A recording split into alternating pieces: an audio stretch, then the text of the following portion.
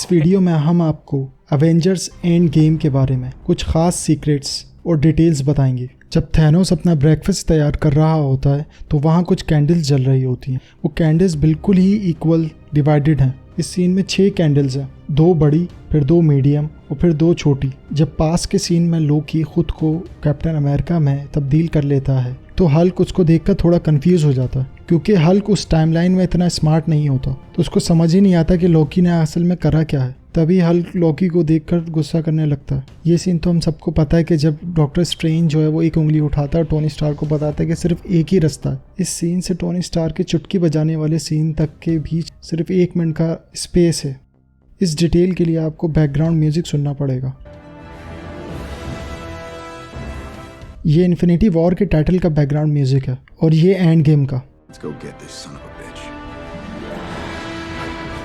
मगर ये दोनों थोड़े अलग हैं, क्योंकि इन्फिनिटी वॉर के बैकग्राउंड में जो इंस्ट्रूमेंट्स यूज़ हुए थे वो बिल्कुल आधे थे एंड गेम के बैकग्राउंड म्यूज़िक में। तो इस फिल्म का बैकग्राउंड म्यूज़िक भी जो था वो आधा गायब था दूसरे करैक्टर्स की तरह। इस सीन में कॉर्क की बॉडी पर फंगस और काई जम गई है, क्योंकि वो भी थोर के साथ एक लेजी लाइफ गुजार रहा था। जब टोनी स्टार्क और कैप्टन अमेरिका पास में जाते हैं ताकि वो पिम पार्टिकल्स और स्पेस स्टोन ले सकें, तो वहाँ पर हमें 2 जाने पहचाने चेहरे दिखते हैं। एक तो जॉश ब्रॉलिन है, जिन्होंने असल में थैनोस का करैक्टर प्ले करा है, और दूसरा क्रिस्टोफर मार्कस है, जो इस मूवी के राइटर्स में से एक हैं, जो एक शील्ड के एजेंट की तरह ड्रेसिंग करे हुए हैं। अगर हम अवेंजर्स और एंड गेम से टोनी स्टार्क की टावर से छलांग को कंपेयर करें तो जो mark 85 suit Avengers end game में है वो 3 गुना ज़्यादा फास्टर है अवेंजर्स 1 के मार्क 7 सूट से। इससे पता चलता है कि टोनी स्टार्क की टेक्नोलॉजी कितनी ज़्यादा इवॉल्व हो गई है। इस सीन में प्रोफेसर हल्क ने जो ग्लासेस पहने हुए हैं उस पर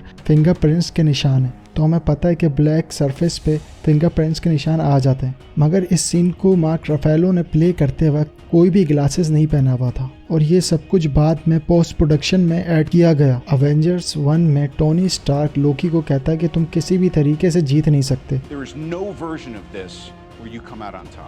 मगर एंड गेम में एक अल्टरनेट टाइमलाइन क्रिएट हो चुकी है, जिसमें टोनी स्टार्क ही रिस्पॉन्सिबल होता है लोकी को जीत दिलाने में, और फिर लोकी वहां से भाग निकलता है। फिल्म के शुरू में टोनी स्टार्क की जो स्पेसशिप है बेनाटार, वो बिल्कुल ही रिजेंबल करती है एक बर्ड से जिसका नाम सोलो है, और ये बर्ड जो है वो अलामत है घर सेफ पहुंचने की, लॉयल्टी की और सेफ्टी की। और कैप्टन मार्वल की वजह से वो लोग सेफली घर पहुंच भी जाते हैं, और इसी वजह से मार्वल ने इस शिप को इस बर्ड की फॉर्म दी थी ताकि वो टोनी का घर पहुंचना इस सीन से जाहिर कर सके। इस सीन में स्पेस स्टोन लेने के लिए जब ब्लैक विडो वहां से कूद जाती है तो हॉकाई अपना चेहरा मोड़ लेता है। ये एक तो दुख में हो सकता है कि हॉकाई जो है अपने दोस्त को मरते हुए देखना नहीं चाह रहा, मगर एक वजह ये भी हो सकती है कि हॉकाई की आंखें आम लोगों से ज़्यादा तेज़ हैं और ज़्यादा दूर तक देख सकती हैं। इस सीन में जब हॉकाई पास से वापस आता है टाइम मशीन में, तो आप पीछे देख सकते हैं कि स्कॉट ने ऑरेंज का एक स्लाइस पकड़ा हुआ है, क्योंकि उसे पता था कि इस मशीन से वापस आने के बाद सर घूमता है और चक्कर आते हैं,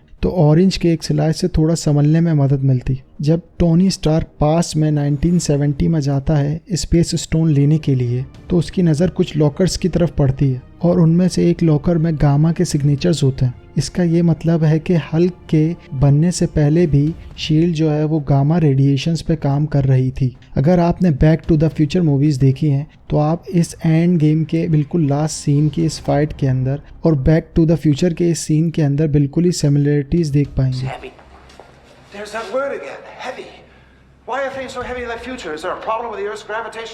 एंड फाइट के सीन के अंदर हम देखते हैं कि हावर्ड द डक भी हथियार लेकर आया हुआ है, लेकिन इसका सीन जो है वो सिर्फ और सिर्फ 18 फ्रेम्स का है, यानी कि 1 सेकंड से भी कम का। जब टोनी स्टार्क पास में जाता है 2012 में, तो उसका सूट जो है वो सबसे पहले पैरों से बंद होना स्टार्ट होता है स्टार्क टावर में खामोशी से घुसते वक्त, और इसकी वजह यही थी कि टोनी स्टार्क के टावर में घुसते वक्त कम से कम आवाज़ हो, जबकि टोनी स्टार्क फिल्म शूट करते वक्त कोई भी ऐसा सूट नहीं पहनता। तो ये VFX टीम है जिसने बिल्कुल ही बारीक डिटेल पे भी अटेंशन दी है। इस सीन में सब डिस्कशन कर रहे होते हैं, लेकिन थॉर जो है वो अपनी एक आंख में ड्रॉप डाल रहा होता है, मगर वो ये ड्रॉप सिर्फ एक आंख में ही डालता है क्योंकि उसकी दूसरी आंख जो होती है वो रोबोटिक होती है। ओपनिंग सीन में जब हॉकाई की फैमिली दिखाई जाती है तो वहाँ पे कुछ बर्ड्स की आवाज़ भी आ रही होती है, मगर जैसे ही थैनोस किटकी बजाते वक्त सब डस्ट बन जाते हैं तो उसी वक्त बर्ड्स की आवाज़ भी कम हो जाती है, जैसे कि आधी हो गई हो। और उसकी वजह भी यही होती है कि प्लेनेट का हर क्रीचर जो है वो आधा हो चुका है। इस सीन में जब अवेंजर्स को क्वांटम टनल यूज़ करना होता है तो कैप्टन अमेरिका पूछता है कि स्कॉट की वैन कहाँ है।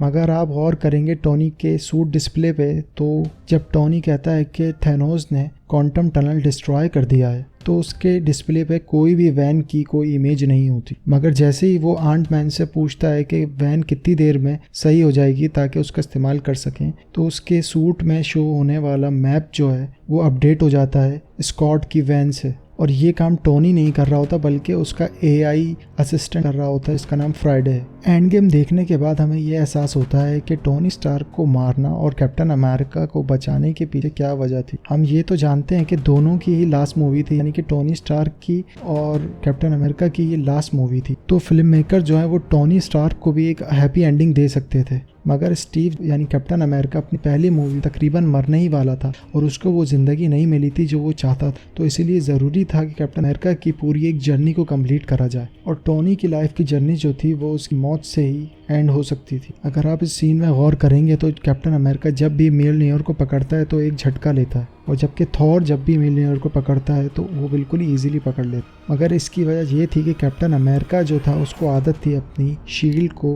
पकड़ने की और उसकी शील्ड में थोड़ा रिकॉइल था जिसकी उसे आदत हुई भी थी और इसी वजह से कैप्टन अमेरिका मियोलनियर को पकड़ते वक्त झटका लेता था। तो बस मुझे तो इतनी डिटेल्स पता चली। अगर आपको और भी डिटेल्स पता है तो बिल्कुल कमेंट्स में बताइएगा और अगर ये वीडियो आपको अच्छी लगे तो यार प्लीज़ सब्सक्राइब कर देना।